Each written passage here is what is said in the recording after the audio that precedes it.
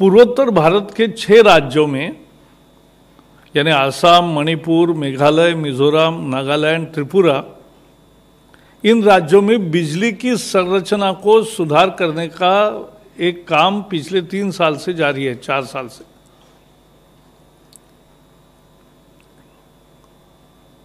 Transmission power grid काम कर रही है, ट्रांसमिशन की व्यवस्था सुधार, डिस्ट्रीब्यूशन की व्यवस्था सुधार, जिससे अधिक बिजली मिले, विश्वसनीय बिजली मिले, गुणवत्तापूर्ण बिजली मिले, ये उसकी जरूरत, ये है उपलब्धि।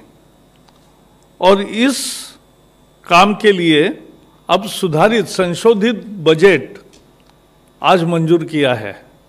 अब ये खर्चा पहले 5,000 करोड़ था, अब ये 6,700 करोड़ होगा।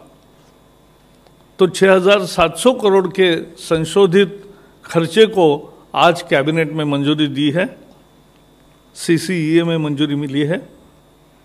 और इससे फायदे क्या क्या होंगे? पहला फायदा तो ये होगा कि बिजली समय पे 24 घंटे और विश्वसनीय बिजली मिलेगी। इसके कारण उद्योग, खेती, IT, ये सब काम बढ़ेंगे और बिजली की विश्वसनीयता और ज़्यादा उपलब्धता होने के साथ साथ मांग भी बढ़ती है। अभी तक जितना काम हुआ उससे भी मांग बढ़ी है। अब ये काम पूरा होने के बाद तो 4,000 मेगावाट तक मांग बढ़ेगी, ये हमारा अंदाज है। और पूर्वोत्तर के आर्थिक विकास का एक बड़ा हिस्सा इस कारण से निर्माण होगा क्योंकि बिजली एक मूलभूत घटक होता है कि जिसके कारण ये पूरा विकास का चक्र शुरू होता है।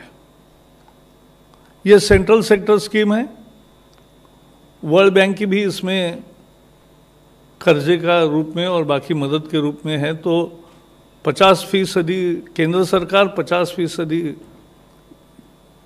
विश्व बैंक, ये इसमें पैसे देंगे। इसमें 2100 किलोमीटर 2100 किलोमीटर ट्रांसमिशन लाइंस बढ़ेंगे, 2000 किलोमीटर्स की डिस्ट्रीब्यूशन लाइंस बढ़ेगी, 34 सब स्टेशन ट्रांसमिशंस के होंगे, 50 से अधिक सब स्टेशंस ये डिस्ट्रीब्यूशन के नए तैयार होंगे, 32 सब स्टेशंस की ट्रांसमिशन के अपग्रेडेशन होगा और 100 से अधिक स्टेशंस की अपग्रेडेशन ये डिस्ट्रीब्यूशन नेटवर्क में होगा। तो एक 6 राज्यों में बिजली की पूरी क्षमता के साथ बिजली मिले, सबको बिजली मिले, अधिक बिजली मिले, ये सभी उद्देश्य उससे पूरे होंगे। आज एक power regulatory mechanism in India और पावर रेगुलेटर्स ऑफ अमेरिका, इनके बीच में भी एक सहयोग का MOU हुआ है।